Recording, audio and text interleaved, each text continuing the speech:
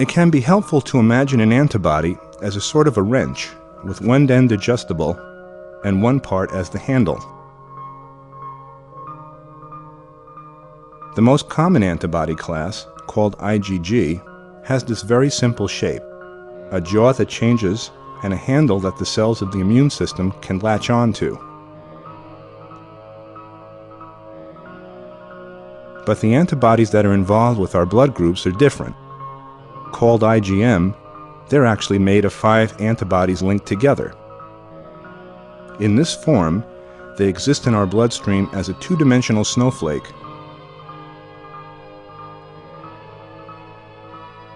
Yet when they come in contact with an invader, these antibodies change shape and become a 3-dimensional crab.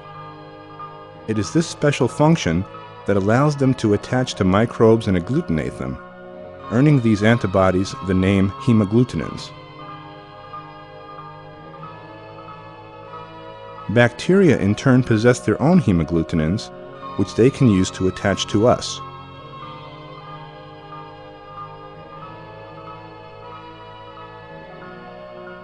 We are not born with these blood group hemagglutinins.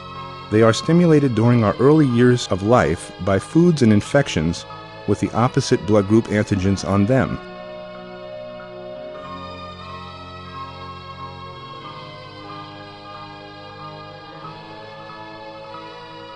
This is true also of the influenza virus.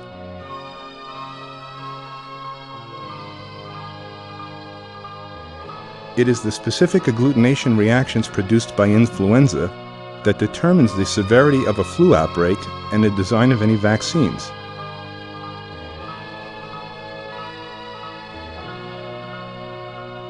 An example of this was the Spanish influenza of 1918, which actually killed more people than the Great War.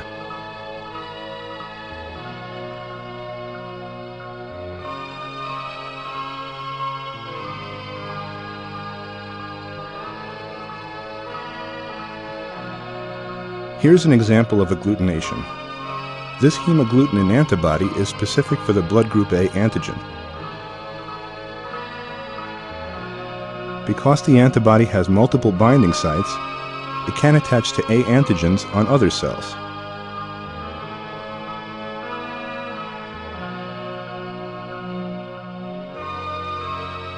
This cross-linking produces the agglutination phenomenon. Since agglutinations can contain tens of thousands of cells, it can usually be seen without the aid of a microscope.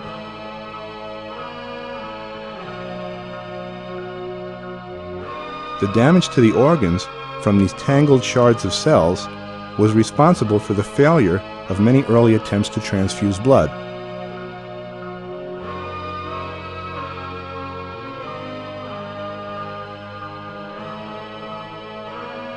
After the discovery that blood actually circulated throughout the body, the first attempts at transfusion were made. However, these early physicians had no concept of the blood groups. Some transfusions went well, others catastrophically.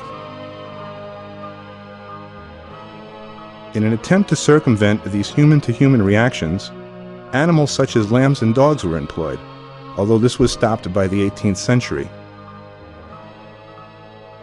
American physicians of the 19th century used both milk and seawater, but were forced to stop because of allergic reactions. It was the German physiologist Karl Landsteiner who first discovered the relationship between the blood groups, which allowed transfusions to be reliably performed. Landsteiner identified a universal donor, which he called blood group O, and a universal receiver called blood group AB.